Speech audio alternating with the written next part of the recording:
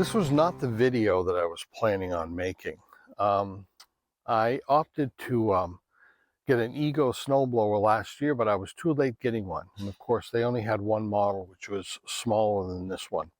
And I was going to get it because it had been out a while, so there are plenty of videos on it. And I was going to run the whole winter with it and do a few snowstorms and then finalize the video maybe 6 months after I had gotten the snowblower.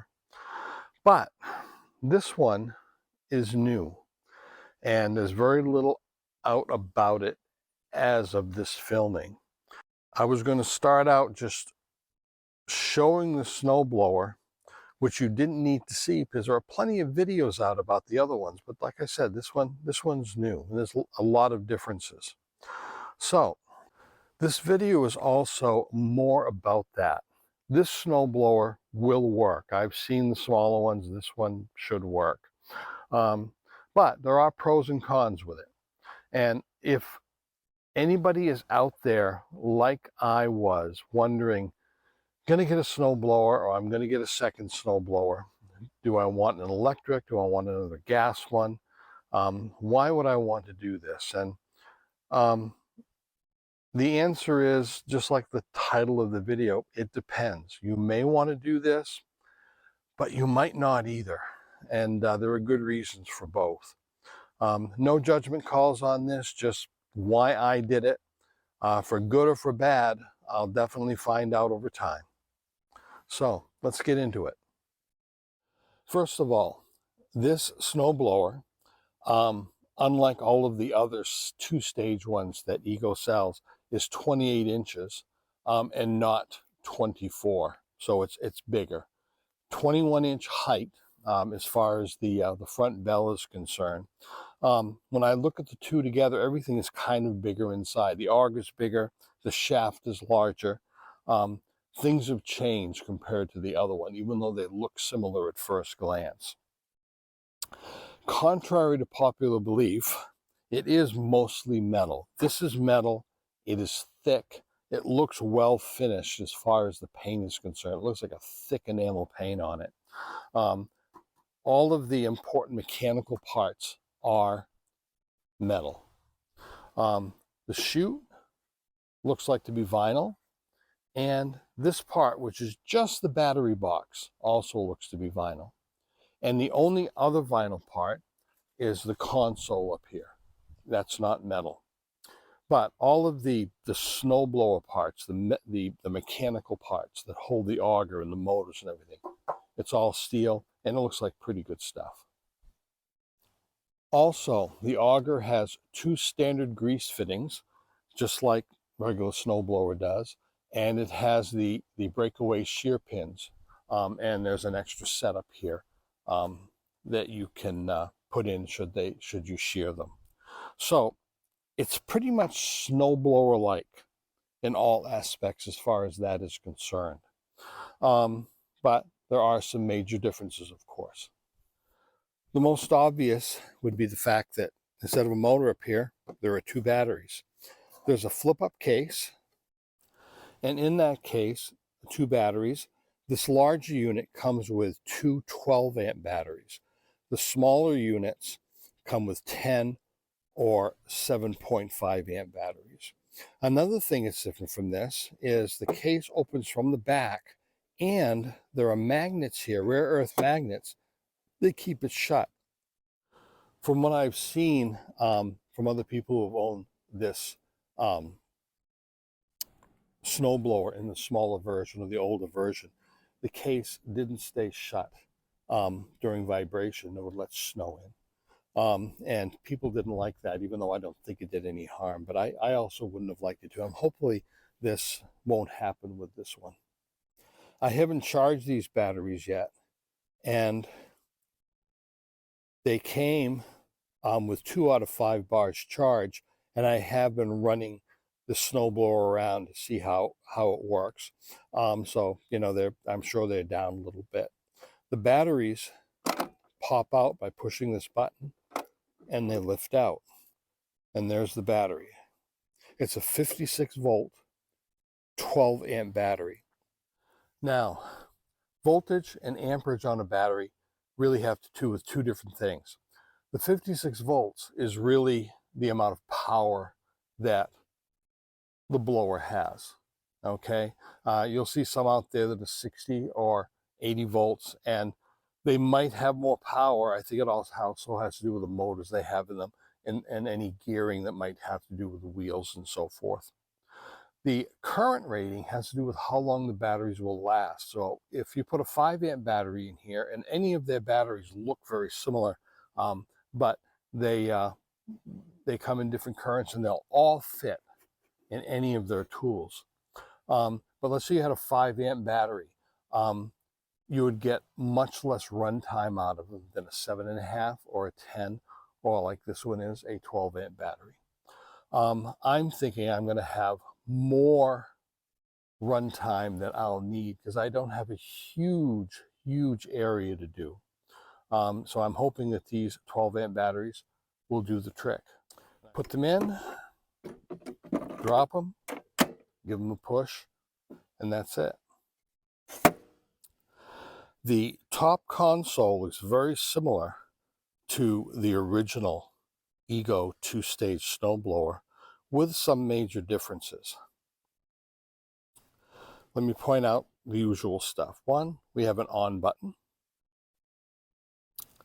We have a control that controls the wheels. The orange is 3 levels of reverse, and then we have low, medium, and 4 clicks to high. And on high, you're almost running with it. On low, it's very slow. So there's a nice really slow to really fast, depending on what you want. This gets the thing moving. On this side, we have the auger speed. Eco mode, which moves slowly all the way up to turbo, this orange up here. Now, the more you turn this up, this is really what uses the juice of the battery. So a lot of people run it as low as they can, and a lot of people actually run it on eco mode. But it's there if you want to, and it says it'll throw it 60 feet, and I believe them because the small ones lived up to their reputation as far as the power that they had. To get this going, there's a lever you push in on the side. Let me show it to you here, right there. And then when you do, you can squeeze this down. So this gets the auger going and the impeller on the inside. We also have underneath here 2 grips. It's for 0-point steering. It helps you steer the thing. Now, this is going to take me a while to get used to, but I'm glad I have it because I have a big Aaron snowblower, and moving this around, particularly as I get older, is not easy sometimes. So in order to get this to work, you have the wheels turning, and the snowblower will go straight forward at whatever speed you have it set on. But if you pull this, it'll slow the wheel down, so the snowblower will turn in this direction. If you pull this one, it'll slow this wheel down, and the snowblower will turn to the right. You don't have to hold them down to get both wheels to go. Just doing this will make them go evenly. So these steering mechanisms are something that's new for this later model snowblower. We also have lights, which I'll show you in a second. There's quite a few of them. And something that's new, lights aren't new, but something that is new are the hand warmers. And I did put them on right here. This area right on the top is where it gets warm. And then it seems to spread down around the sides. Now, I always thought it was an odd thing to have hand warmers on an electric snowblower because it must really eat up the current in the battery. But they put them on, so there must be a reason that they did it. And I will try them with and without. Hopefully it'll be good because I have hand warmers on my old Aarons and I really got used to them. They're kind of nice. Okay. Something else that we have that's new is not just the chute change, but notice nothing is happening here. That's because the chute is electronic. There are servos in here that turn it. Now, some gas modeled snowblowers will have this, but this is new on the Ego, and only this larger model snowblower has this. So we turn the snowblower on by pushing the button, then moving this left or right, and it'll move, more than 90 degrees to the left or right, which I like because it'll move back a little bit. It'll throw the snow a little bit to the side and behind you. And then, let me turn this to the side so you can see it better. Push this down. And the height adjustment for the snow. It's pretty responsive too. So you get a 200-degree movement on either side, like I said, which is pretty good. One thing I noticed and I didn't expect was I went to push the button to turn it off and it wouldn't turn off, and I'm thinking, oh no, already? But after looking in the manual, which I should do more often, it's like a piece of electronic equipment. You have to hold it down and eventually it kills the power. The size of the tires is also something that's fairly new. These are 16-inch wheels and they have an 8-inch width. They have a very deep tread, which is good. I know they'll be good in the snow. I hope they'll be good in some of the ice we've been getting a lot more of lately here in Maine. But they're pneumatic and they seem to be a decent tire. So hopefully that's a positive. Lights. There's a light here. There's a center one here. And there's one on either side. LEDs. I did come out and try them at night in the garage, and they're really quite bright. A few other features of this thing too. In checking out their other blowers over the years, the two-stage that is, and this one, there are some things that show you that it's actually pretty well made. For example, I've taken off one of the nuts that was used to hold the handlebars on, because there's only 4 screws hold the handlebars and 2 for the chute, and that's the only assembly you have. And they're not just plastic. This thing is a heavy molded thing. It's quite hefty with a metal ferrule on the inside. So when you see something like this, you think that's just a plastic thing here, plastic thing there. It's going to strip, it's going to come off, it's going to break. But the whole thing is kind of built with this sort of thing in mind. When I look at it, and I've looked, all over, and the thickness of the metal, this type of thing, I've looked at some of the mechanisms, and it's pretty impressive. It's not made to be a toy. It's not made to be like one of these plastic things they put an electric motor in, some batteries, and hopefully it'll work. It's a real snowblower. The thing on the side, the chute says 60-foot throw, I'm sure in turbo mode.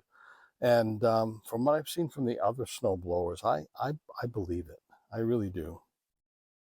Now, something else they've done is their smaller snowblowers had an electric motor here with a differential, a geared differential that went to each wheel.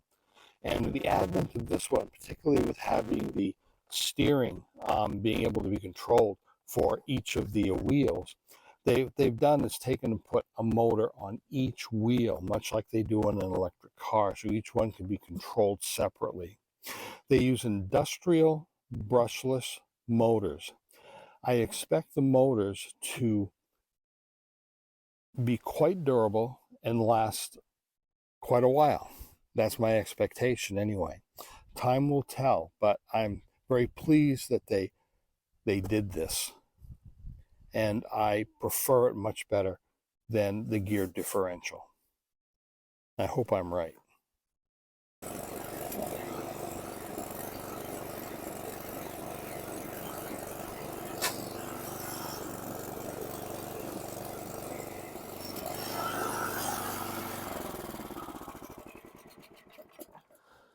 So you're probably saying to yourself, what is this doing here? Well, for many people, it isn't a matter of getting a new snowblower, not getting a new snowblower, or which brand to buy. It's gas and maybe making a switch to electric. And I got to tell you, it's a hard choice. It really is. Let me tell you a little bit about this, and this will not be here long because this isn't a video about Aaron's snowblowers. This snowblower is 22 years old. I bought it in 2001, new. It's 10 horsepower. It's about the same size as this. I expect the electric to perform slightly better than this one does. This one does not throw snow 60 feet. I know that this will. I've had this snowblower for a long time. I've used it in Maine winters all of this time. I've done one repair on it. That's the pull cord, and that's it. It has an electric start. I've used it twice. Once when I first got the blower to try it out, and the second time 2 years ago when the pull cord broke, and that's it. This snowblower starts when cold on the second pull. First pull helps prime it, second pull starts it.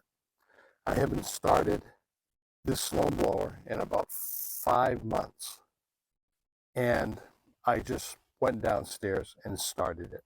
And I never expected it not to start because it always does. Like I said, it's been greased. It has had 3 plugs in its lifetime and an oil change every year, of which I have yet to do before winter.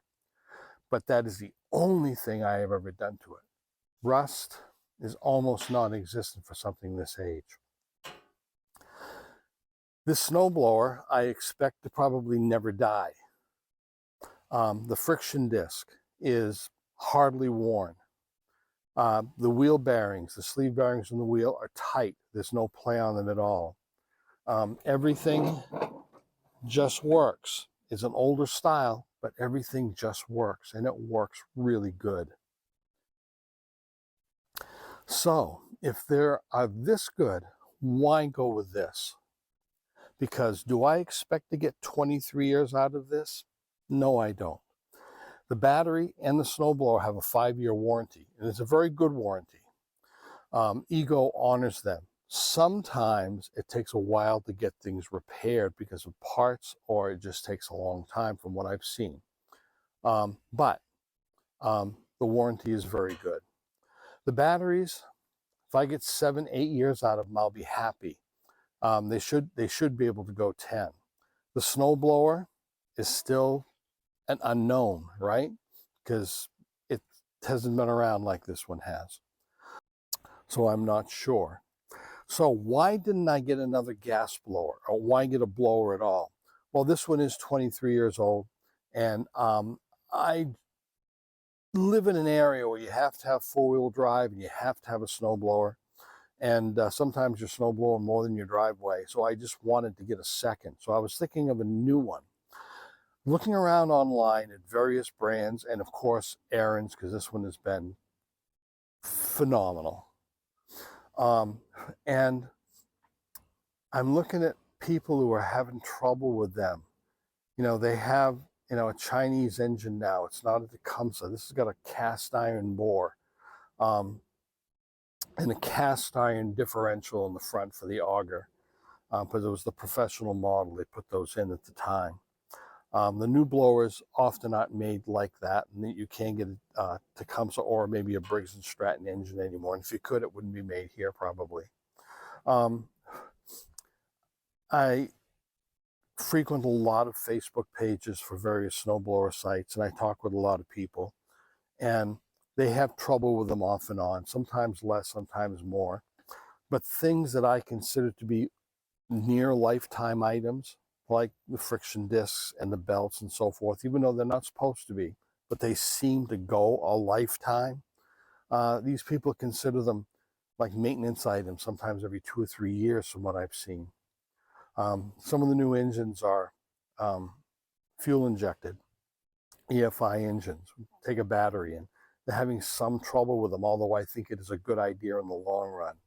So I started looking at that, and the only options that I would get, I decided, was either a used snowblower, maybe an Aaron's or other good brand, that was half the age of this, but still older, that was made the same way as this one was, or just try something else. And this is, as my father-in-law used to say, Dan, it's going to be a crapshoot. And I think it is. This is a crapshoot right here. It's a gamble. But I think also getting a new gas model might have been a crapshoot too. Could be wrong. Could be wrong. But I want a snowblower that'll go 10, 15, 20 years without any issues at all. By the way, let me throw something else in. There's about an inch of gas in here. It's left over from last year. And I am going to admit something that I am not proud of. I have never winterized this blower. I just leave the gas in it. I don't put any stabilizer in it. And it's gasoline that comes out like for your car with a 10%, ethanol in it. You're not supposed to do that. But this is last year's gasoline. And I just went down and started it on the second pull. And I never expected it not to start.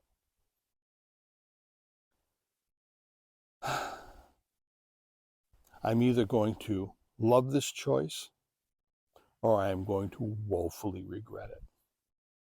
So, my old Aaron's, we've had a talk, the old gal, and I told her, I said, you're being put out to pasture, but you're not forgotten. I'm going to start you up regularly. I might even take you out for a run and blow some snow once or twice during the year, just to keep things from, freezing up.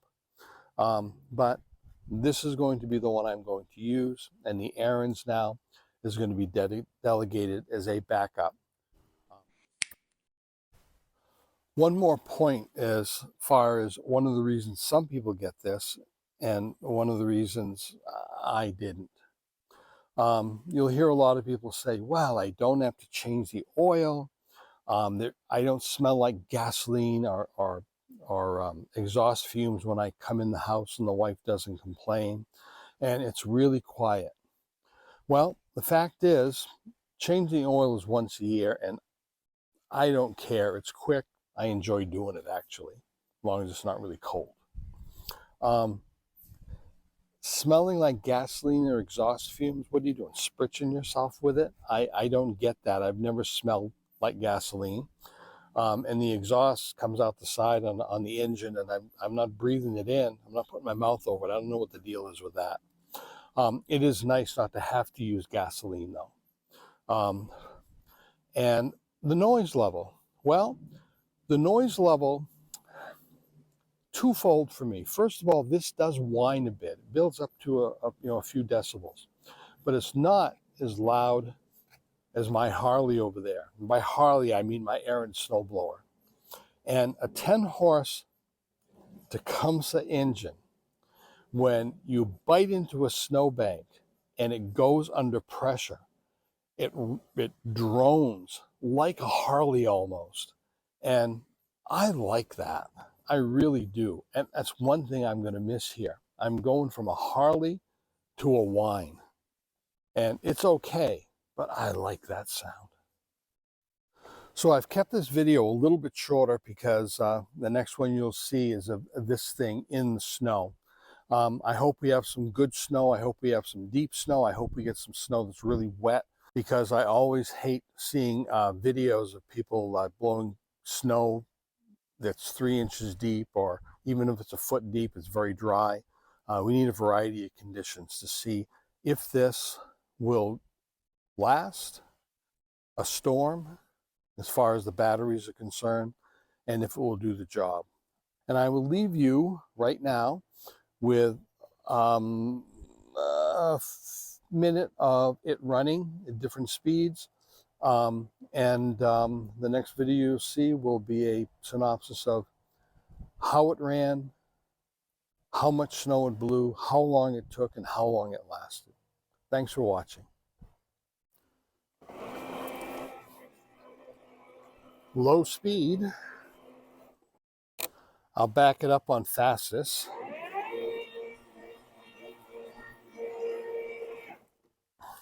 And I will go forward on highest speed.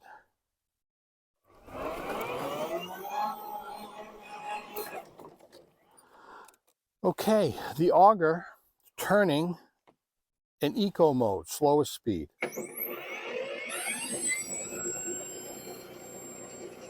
And I will slowly turn it up.